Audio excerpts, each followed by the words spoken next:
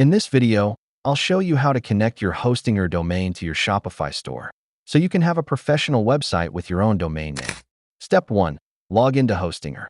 Go to hostinger.com and log into your account. Step 2.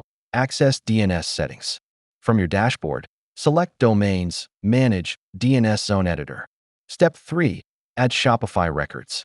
Add an A record pointing to Shopify's IP address, 23.227.38.65.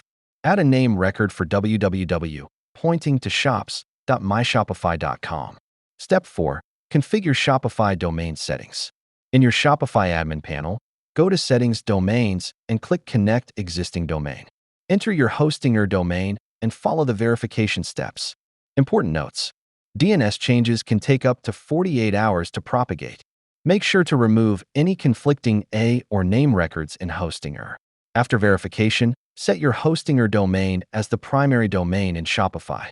Thanks for watching. If this helped, hit the like button and subscribe for more Shopify and domain tutorials.